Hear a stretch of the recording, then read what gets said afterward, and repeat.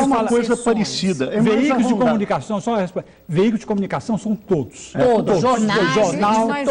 Jornal, olha, revista, a sociedade tudo. civil, a população tem o direito de opinar, de participar. A mídia, a imprensa está muito mal informada. Então, me desculpa. Não uma comissão que vai fazer um ranking para dizer a imprensa está muito mal informada, inclusive em relação ao plano, porque o que a gente ouve... Não, eu li para a senhora. E eu concordo com o que está escrito aí, sabe? Porque eu participei dessa conferência, participei com muitas outras pessoas, eu participei não só na cidade de São Paulo, participei da conferência estadual, participei da conferência estadual de outros estados. O povo tem direito, sim, porque há programas que não informam, há programas e a mídia não informa, não dá opinião só de um lado. Nós estamos, inclusive, em relação ao programa, toda a mídia tem sido agressiva com os pontos do programa. Parece que a mídia está contra os direitos humanos. Você é a favor da censura, então? Vocês é que estão censurando a gente. Vocês é que estão censurando a gente, porque a senhora é a favor da censura. Não, senhor, não, senhor. Na hora que a senhora considerar eu fui presa política, que tal veículo, na hora que a senhora considerar que tal veículo não está violando os direitos humanos, então muito bem, vamos o quê? Mas discordar é censura, Mauro? Se você tem uma comissão governamental sobre a mídia, comissão governamental, e é governamental, que vai fazer o tal ranking, a classificação dos veículos, inclusive da punição, nós temos o direito. Nós temos direito, sim. Tudo isso vai ser submetido ao Congresso Nacional, porque tudo isso vira projeto de lei. Não sei nem se vai ser, nem sei se vai ser aprovado. Mas meu ponto é o seguinte: mas nós temos o direito de manifestar nosso desejo, nossa vontade. Mas é um instrumento, olha, interessante. Vamos falar. É um instrumento. Quando a gente fala decreto, nós temos os nossos traumas com decreto-lei, que é do Executivo. O presidente da República, um decreto-lei. Isso com medidas não é um decreto-lei de efeito imediato. Não é sequer uma medida provisória.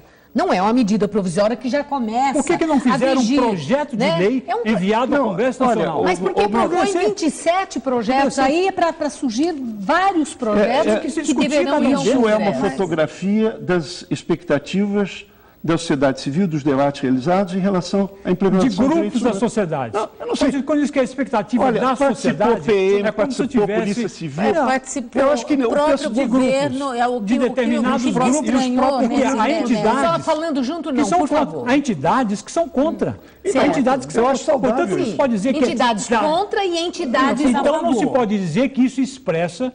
Eu sou contra isso expressa o que quer a sociedade civil, não é verdade. A sociedade civil organizada que participa. Não, grupos. Todo mundo podia participar. Organizados, mas outros grupos não. Bom, agora... O que me causou espanto em relação ao plano, não o plano, o conteúdo, porque nós aprovamos. E nós ficamos vários dias, nós ficamos um ano inteiro discutindo esse plano. Não foi meia hora, não. E todas as entidades interessadas foram convocadas, inclusive pela imprensa. Quantas vezes o ministro dos Direitos Humanos falou e convocou? Inclusive, o próprio governo foi, as entidades governamentais. E os estados da oposição. O Ministério da Defesa estava lá, me estranhou, foi o Nelson Jobim dizer que ia pedir demissão. Bom, falando na defesa e nos militares, vamos nos deter aqui um instante, porque a grita chamou a atenção. Agora, o que causou mesmo perplexidade, inclusive, Paulo Sérgio Pinheiro publicou um artigo na Folha de São Paulo, foi publicado pela Folha, em que fala o constrangimento do silêncio. Eu queria exatamente que nós nos detivéssemos nessa questão. O governo se sensibilizou com o protesto dos militares, a ameaça de demissão do ministro Jobim, dos ministros militares, e o presidente Lula se curvou e mudou a redação desse programa. O próprio presidente Lula, depois de ter feito a mudança na redação, fez uma declaração a uma televisão no Maranhão, numa entrevista, de que esse estabelecimento de uma comissão da verdade não é caça às bruxas, que não há razão para temer, não temos que ter medo da nossa história. Ou seja, ele amenizou, entretanto mudou a redação. E mudou a redação Algo que trouxe uma preocupação e gerou o protesto daqueles que aprovavam o plano. Eu quero ouvir Paulo Sérgio Pinheiro. Como é que o comandante-em-chefe das Forças Armadas, como você destacou naquele artigo, se curva a uma pressão dos seus subordinados? Eu acho que o primeiro esclarecimento que eu vi um dos entrevistados dizer, fazendo uma confusão enorme, o programa em nenhum momento discute a lei da anistia. A lei da anistia está sub júdice no Supremo Tribunal Federal. Em nenhum momento o eixo, acho que é o eixo número certo, fala disso. A proposta inicial era de uma comissão verdade que todos os países do Cone Sul já tiveram. O Brasil está na rabeira. E o que eu acho absolutamente inaceitável, porque nós não somos mais uma banana republic, que os comandantes militares deem palpite.